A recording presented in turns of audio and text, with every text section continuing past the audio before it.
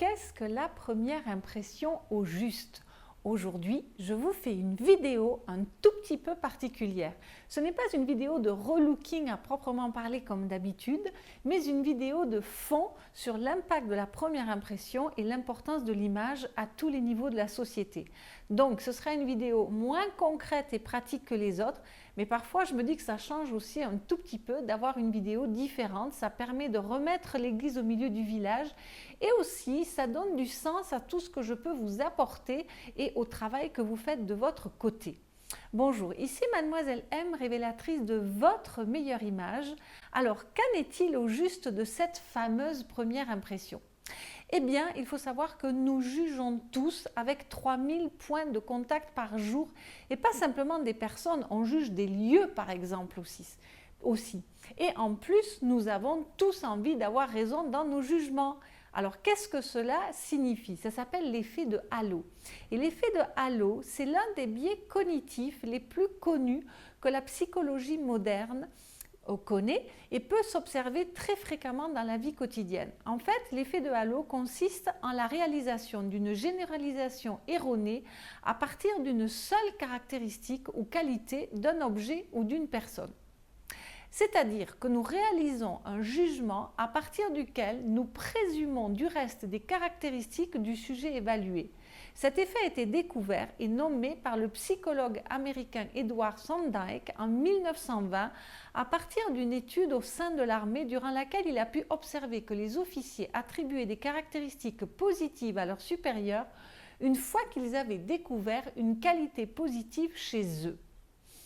Alors, à l'inverse, ils ne voyaient plus que des éléments négatifs dans leur personnalité à partir du moment où ils avaient évalué une qualité négative dans leur comportement. Et l'effet de halo se manifeste de manière continue dans notre vie. Par exemple, si une personne a un physique avantageux ou très attirant, eh bien nous allons lui attribuer toute une série de caractéristiques positives sans même avoir vérifié qu'elle en dispose réellement. On suppose alors que cette personne est intelligente, séductrice, agréable et ainsi de suite, mais sans avoir vérifié. Et à l'inverse, si quelqu'un nous apparaît comme laid par exemple, eh bien, il devient alors normal de penser immédiatement que c'est une personne ennuyeuse ou peu amicale. Cet effet est également très présent lorsque l'on connaît la profession d'un individu et on le met ainsi rapidement dans une case si on découvre qu'il est médecin, charpentier ou réceptionniste par exemple. Cette technique, par exemple de l'effet de halo, est très utilisée en marketing pour améliorer l'image de certains produits ou pour positionner une marque sur un marché donné.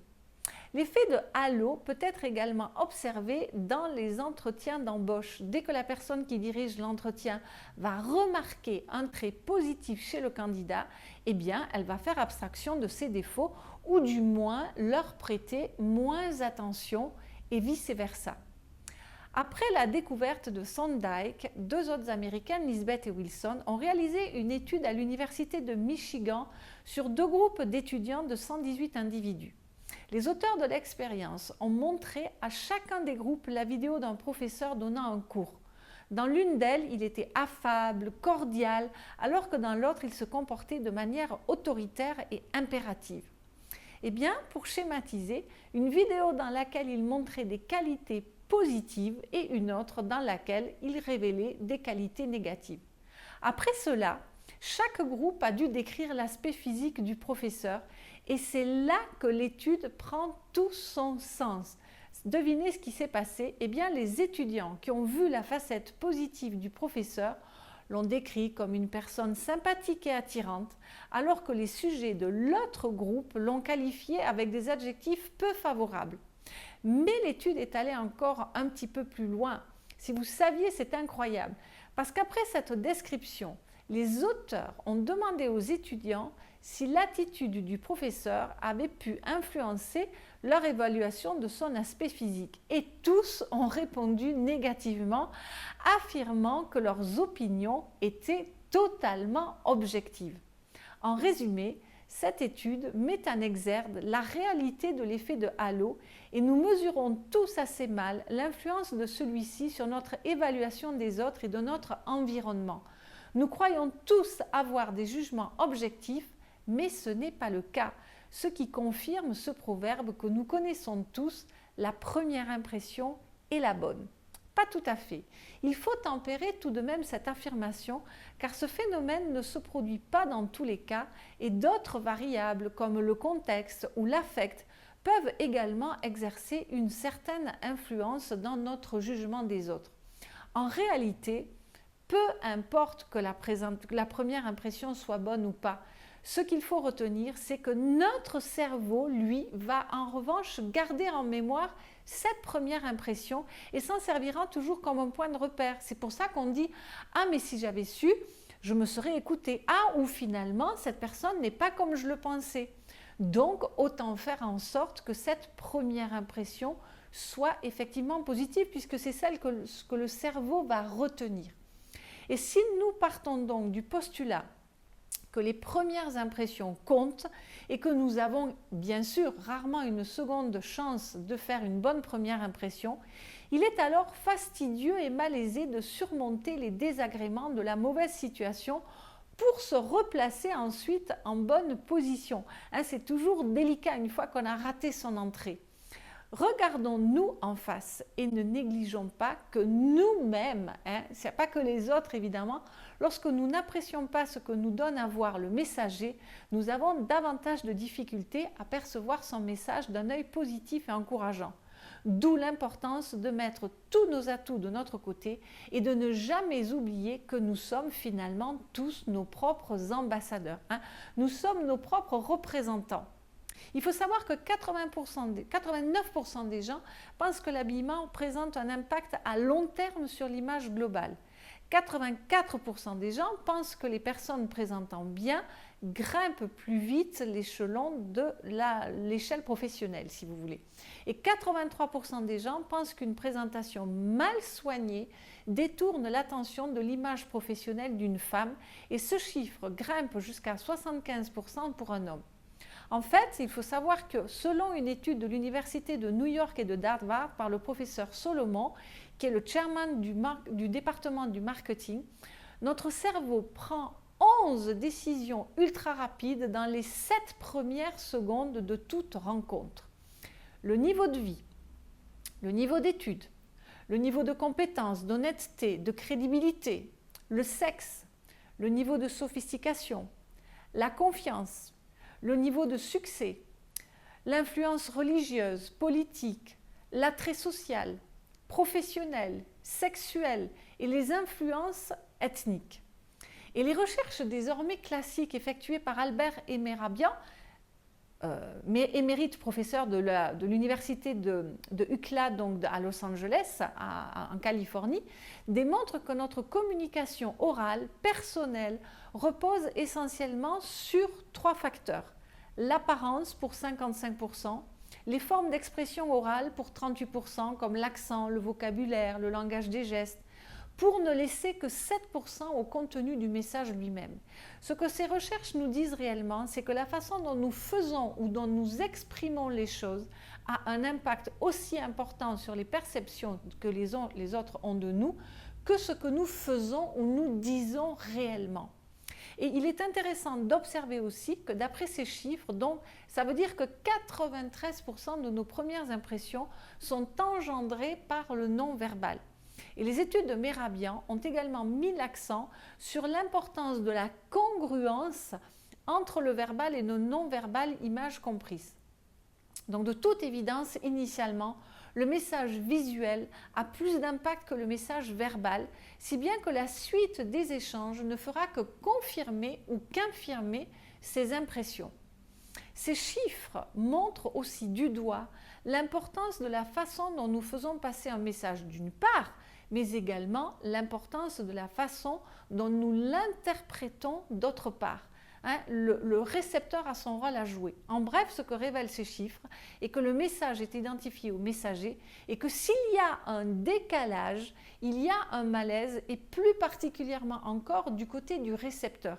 Car c'est le récepteur qui est sujet à, voire esclave d'influences conditionnantes diverses et qui s'attend par exemple à voir son assureur et son banquier en complet sombre, en chemise pastel et en cravate soignée, et non pas en jeans et en t-shirt. Donc sur l'impact des premières impressions vient donc se greffer notre conditionnement sociologique et culturel. Nous sommes des êtres conditionnés. Et en partant de ce postulat, que notre apparence dicte l'impression que nous donnons aux autres, il devient dès lors important de prendre conscience de l'impact que nous créons et par là même de comprendre que nous pouvons gérer notre présentation, de savoir la gérer. Par extension, on pourrait dire que parce que notre apparence influence notre interlocuteur, eh bien, un contrôle de notre image permet par conséquent d'exercer une influence sur son comportement à notre égard. Nous avons des pouvoirs. L'un de mes clients, une fois, a justifié d'ailleurs sa consultation par des besoins professionnels qu'il avait exprimés comme suit.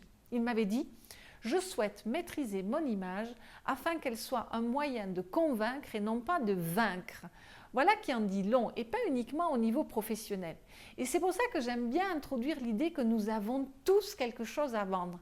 Alors même si le terme vente s'assimile naturellement en premier lieu au monde commercial, eh bien j'aime bien élargir cette notion pour y inclure celle de la séduction.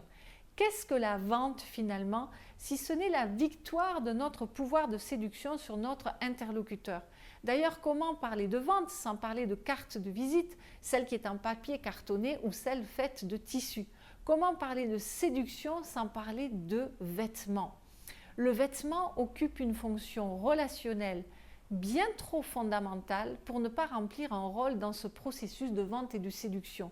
Personne ne peut parler de vêtements sans parler de soi-même, de son corps et souvent de ses rêves, croyez-moi. La séduction ne peut pas ne pas passer par le vêtement qui alimente alors le désir et l'estime de soi. La représentation du séducteur en est même un cliché puisque le séducteur est irrémédiablement présenté comme une personne élégante et bien habillée. Non, nous touchons donc ici à quelque chose de particulièrement intime qu'un de mes clients avait qualifié de racisme le plus ordinaire qui soit. N'est-ce pas en effet ce qui se passe quand notre petite voix finalement intérieure nous murmure quelque chose du genre, consciemment ou pas, mais qu'est-ce qu'il est moche ou qu'est-ce qu'elle est mal attifée? Donc, est-ce qu'il n'est pas logique finalement et humain de vouloir abaisser toutes les barrières susceptibles de freiner et d'enrayer la rencontre avec l'autre? C'est normal qu'on veuille paraître le mieux possible. Et il faut savoir que les femmes à l'image soignée gagnent 8% de plus selon un professeur américain qui s'appelle Michael T. French à l'université de Miami.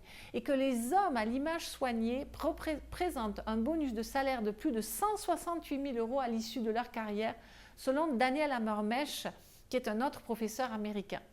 Et les entreprises qui traitent avec le public ont fait ces constats il y a déjà de longues années et c'est pour cette raison que les dirigeants s'ouvrent de plus en plus à l'importance de l'apprentissage du management des impressions. Il en résulte que cette nouvelle approche fait désormais partie des programmes de formation, y compris au sein de certaines administrations, puisque je travaille par exemple avec l'État moi-même en Suisse. Donc l'entreprise s'y met aussi et l'image bien sûr est une composante vitale de la culture et de la stratégie d'entreprise. Elle renforce l'esprit d'appartenance à l'interne et l'identité de l'entreprise à l'externe.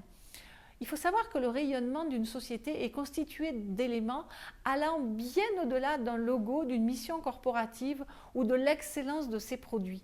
Nombreuses sont les sociétés aujourd'hui ayant investi lourdement dans tout ce qui constitue une évidence tangible de leur identité, mais parfois il manque quelque chose. Et ce quelque chose, c'est que souvent l'opportunité de renforcer cette identité se perd à travers un manque ou une absence d'intérêt porté à leur actif le plus précieux qui est pourtant leur personnel, sa présentation et son savoir-être. Car toute entreprise est en premier lieu jugée par les personnes qui la représentent sur le marché. Tout individu, quel que soit son rôle, contribue de façon significative à l'image globale émanant de la société qu'il emploie.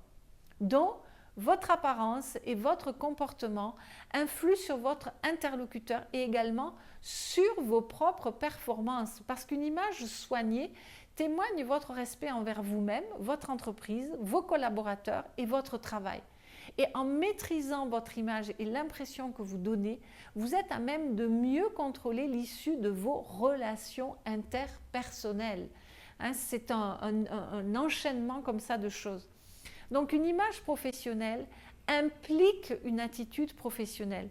Votre présentation peut ainsi favoriser ou entraver le progrès le long de l'échelle hiérarchique et sociale, à tel point que la réussite de votre image participe véritablement à votre succès. Dites-vous donc que vous êtes l'auteur de votre histoire. Ça n'a rien à voir avec votre chef ou avec votre entreprise. Vous êtes le CEO de votre carrière. Vous êtes votre propre chef dans ce domaine. Vous êtes votre meilleure machine marketing. Vous avez un produit à offrir et vous êtes responsable de votre histoire marketing.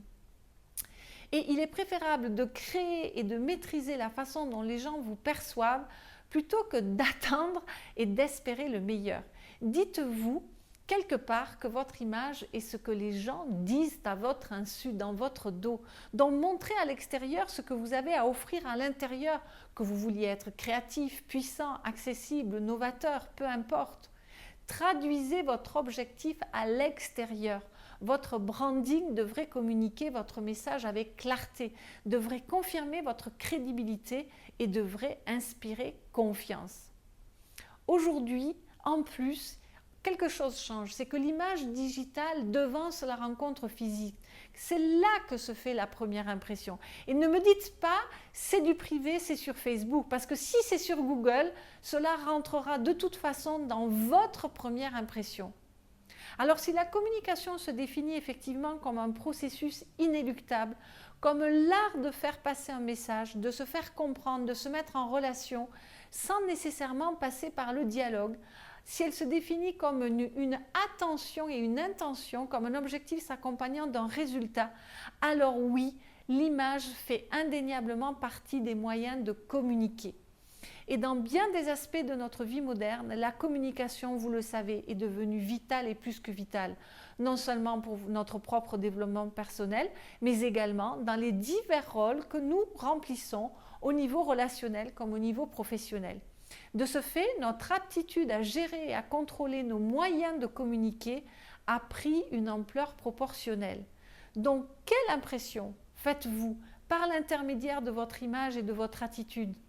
Vous voir de façon objective, ce qui n'est pas toujours facile, et apprendre à décoder les signaux que vous émettez et les messages qui sont conséquemment reçus, constituent les premières étapes d'une mise à profit de votre apparence. Quelle impression faites-vous? Et en tant que représentant de votre entreprise, quelle importance accordez-vous à votre image? Considérez-vous que c'est un outil pouvant vous aider à parvenir à vos objectifs? Ou bien estimez-vous que pourvu que vous ayez intelligence et compétence, finalement, l'apparence n'a aucune importance? Posez-vous toutes ces bonnes questions. Et le message étant naturellement identifié au messager, l'image et le discours sont directement liés.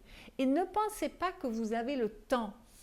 Albert Mehrabian, lorsqu'il a fait ses premières recherches, pensait qu'il fallait 30 secondes pour que les premières impressions se mettent en place. En réalité, c'est beaucoup plus court que ça.